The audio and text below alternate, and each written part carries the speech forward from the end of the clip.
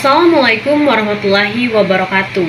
Perkenalkan saya Indriani Ramadhani dengan NIM A1P124011, jurusan Pendidikan Geografi, Fakultas Keguruan dan Ilmu Pendidikan. Pada kesempatan kali ini saya akan membawakan suatu materi tentang memahami geomorfologi dan genetik bentuk lahan utama. Aspek yang dikaji dalam geomorfologi terdapat dua bagian, yaitu epistemologi dan ontologi, yang dimana epistemologi ini adalah suatu cabang ilmu filsafat yang mempelajari tentang hakikat, struktur, dan metode, sedangkan ontologi adalah suatu kumpulan-kumpulan karya sastra. Morfostruktur aktif dan pasif. Morfostruktur aktif adalah suatu dinamika proses endogenetik berupa tektonisme dan vulkanisme yang berpengaruh terhadap bentuk lahan. Sedangkan morfostruktur pasif adalah suatu dinamika struktur kulit bumi dan litologi berupa denudasi yang berpengaruh terhadap bentuk lahan. Proses geomorfologi ini proses yang dapat mengubah bentuk permukaan bumi yang disebabkan oleh interaksi antara tenaga dari dalam dan luar bumi serta aktivitas organisme. Contoh epistemologi yang pertama itu morfologi, morfografi seperti kipas, alveal, dataran banjir, kerucut gunung api, lereng atas, lereng tengah. Morfometri yang dimana adanya kemiringan lereng, elevasi, jarak puncak dengan lembah, besaran, longsoran, serta lain-lain. Morfogenetik, morfostruktur aktif yang dimana terbentuknya gawir sesar, antiklinal, patahan terkait dengan gempa serta erupsi masa lampau. Morfostruktur pasif yang dimana peristiwa pelapukan erosi, pembentukan gumuk pasir. Morfodinamik yang dimana adanya banjir, erosi, erupsi gunung api.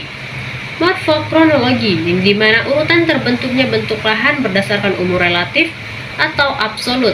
Morfoarrangement, hubungan antara bentuk lahan yang satu dengan lainnya secara kontekstual dan dalam susunan keruangan serta lingkungan yang berkaitan dengan proses-proses geomorfik.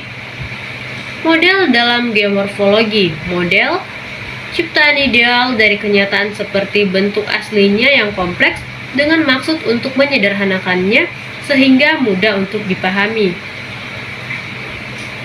Adapun urutan-urutan bentuk lahan yang pertama yaitu berdasarkan umur, relatif atau absolut. Adapun relatif, absolut, yang pertama itu ada pantai deposisional, pantai erosional, pantai cliff, serta teori yang seperti model analog atau formula, model simbolik, atau peta, model ikonik, atau citra foto udara, serta dunia nyata.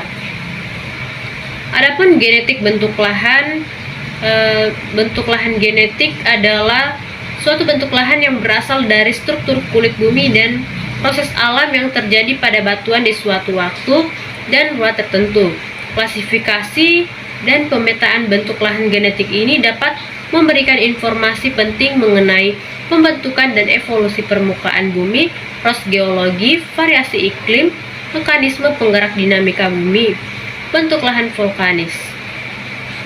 Adapun bentuk lahan vulkanik ini adalah suatu bentang alam yang terbentuk akibat aktivitas gunung berapi seperti kawah, kerucut vulkanik, aliran lava, serta dataran kaki vulkanik dan dataran tinggi vulkanik.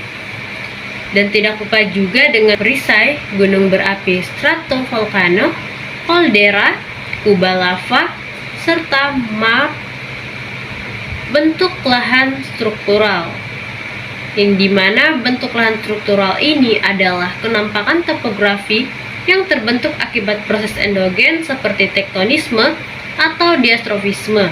Proses ini pun menyebabkan kerak bumi mengalami pengangkatan dan penurunan sehingga pelipatan ini terbentuk struktur sesar, petahan, dan lipahan. Bentuk lahan struktural geologi yang memberikan kontrol terhadap geomorfologi ini terbagi menjadi dua tipe utama, yaitu struktur aktif dan struktur tidak aktif. Struktur aktif ini menghasilkan bentukan baru, sedangkan struktur tidak aktif merupakan bentuk lahan yang dihasilkan oleh perbedaan erosi di masa lalu. Baik, itulah tadi video presentasi yang dapat saya sampaikan. Lebih dan kurangnya mohon dimaafkan. Wabillahi taufiq wal hidayah. Wassalamualaikum warahmatullahi wabarakatuh.